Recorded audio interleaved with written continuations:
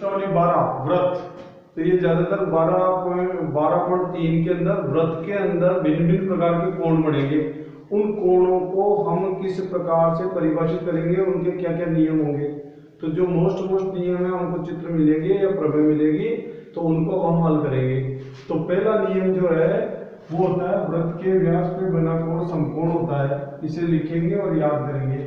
तो ये आप कोई सा भी व्रत ले लीजिए, ये व्रत ले लिया, ये व्रत ले लिया, ये व्रत ले लिया। अब इसका ये केंद्र बिंदु है, इस केंद्र बिंदु से होकर के अगर आपने एक व्यास ले दिया AB, अब इस पे आप त्रिभुज बना दीजिए, ये बना दिया, तो ये कोण 90 डिग्री का ही होगा। अगर मैं ऐसा चित्र बना दूं और मैं आपसे पूछूं ये कोण कितना है, तो 90 डिग्री बताना।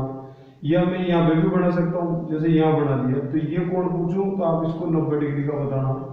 तो ये नियम हो गया पहला, वृत्त के व्यास पे बना कोण समकोण होता है। ये व्यास में ऐसे भी खेल सकता हूँ कि ये मैं कोण यहाँ बना दूं और आपसे पूछूं भाई ये कोण कितने का है, तो 90।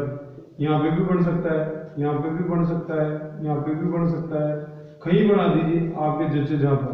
तो ये सारे कोण 90 डिग्री के होंगे। यह वृत्त का व्यास ऐसा टेढ़ा भी हो सकता है। तो यहाँ पे त्रिभुज बना दिया हमने, तो ये कोण 90 डिग्री का है, आपको पहचानना है। ये पहला नियम है। तो इसको वृत्त के व्यास पे बना कोण समकोण होता है। दूसरा नियम याद करेंगे, वृत्तखंड पर बने कोण समान होते हैं। वृत्तखंड जो है आपको बताया था लघुचाप। तो देखिए ये वृत्त है, यहाँ पे दो बिंदु ले लीजिए A B, तो इसको बोलते हैं लघुचाप। इसका नाम लघुचाप हो गया।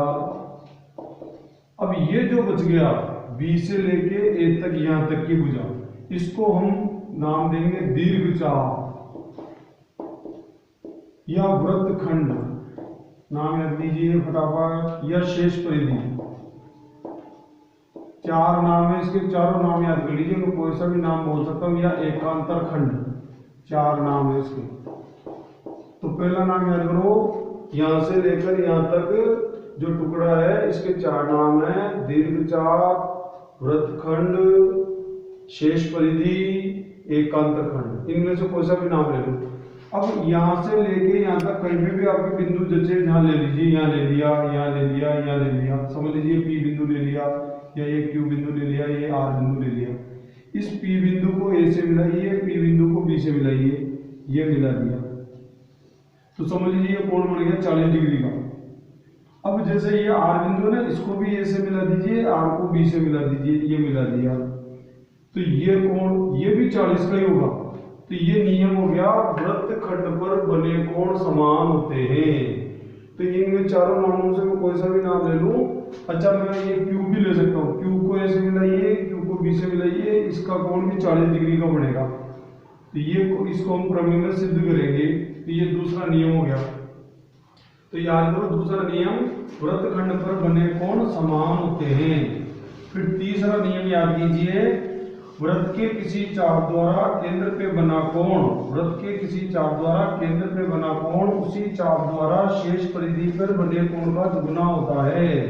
तीसरा नियम याद कीजिए, वृत्त के किसी चाप द्वारा केंद्र पे बना कोण उसी चाप द्वारा शेष परिधि पे बने कोण का दुगुना होता है। याद कीजिए, ये वृत्त है, ये केंद्र बिंदु है O, और मैंने एक चाप ले लिया AB, ठीक है। अब इसको इससे मिलाइए, इसको इससे मिलाइए, तो इसको बोलेंगे वृत्त के किसी चाप द्वारा केंद्र पे बना कोण। ये है केंद्र, इस पर भी कोण बन गया। अब ये शेष परिधि है, यहां से लेके यहां तक, ये बिंदु, ये बिंदु, ये बिंदु कहीं भी ले लीजिए, जैसे आपके जज के हिसाब से यहां लूंगा, तो ये ले लीजिए P बिंदु। अब समझ लो ये कोण है 80 डिग्री का।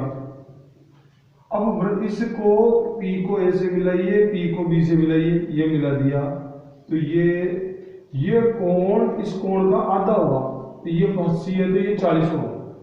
ये बिंदु अब P यहाँ नहीं लेके यहाँ पे भी ले सकते थे, जैसे यहाँ ले लिया आपने D बिंदु। अब इसको भी A से मिलाइए, इसको भी B से मिलाइए, ये मिला दिया, तो ये कोण भी 80 का आधा ही होगा, 40 डिग्री। यहाँ पर भी ले सकते हैं, यहाँ पर भी ले सकते हैं, यहाँ पर भी ले सकते हैं। आपने यहाँ ले लिया M बिंदु, और M को B से मिलाइए, M को A से मिलाइए। अब मैं पूछूंगा ये कोण कितने का है, तो ये नियम लग गया, वृत्त के किसी चाप द्वारा केंद्र पे बना कोण उसी चाप द्वारा शेष परिधि पे बने कोण का दुगुना होता है, तो ये दुगुना होता है, ये आधा होता है, तो 80 का आधा कर दीजिए 40 डिग्री। तो ये तीसरे नियम के चित्र बने हुए आपकी किताब में, तो आप उसको देख करके हल करेंगे। चौथा नियम है चक्रीय चतुर्भुज के समूह कोणों का योगफल 180 डिग्री होता है, यह संपूरक होता है। संपूरक कोण किसे कहते हैं, पहले पढ़ चुके आप, 180 डिग्री जिन दोनों कोणों का योगफल हो उसे संपूरक कहते हैं। इस चौथे नियम का चित्र मैं यहाँ बनाता हूँ। जैसे एक वृत्त है, इस पर वृत्त की परिधि पे 4 बिंदु ले लो कहीं भी आपके दिल से, जहाँ पे ये ले लिए साहब। अब इनको आपस में मिला दो, इनको यदि आप मिला दोगे तो ये जो चतुर्भुज बनेगा इसको हम चक्रीय चतुर्भुज कहते हैं। अब इस बी कोण का सम्मुख कोण है डी, तो ये इसका सम्मुख कोण हो गया। अब इन दोनों कोणों का योगफल 180 होगा। अगर मैं कहूं ये कोण 100 डिग्री है, मैं यहाँ x लिख दूं और आपसे पूछूं बताइए ये कितना है, तो 180 में से 100 घटा दो और बोल देना 80 डिग्री है। ऐसे ही इन दोनों कोणों का योगफल भी 180 होता है। तो जैसे मैं कहूं ये कोण 70 डिग्री का है और आपसे पूछूं ये कितना है, तो 180 में से 70 घटा दीजिए, ये कोण आ गया 110 डिग्री का।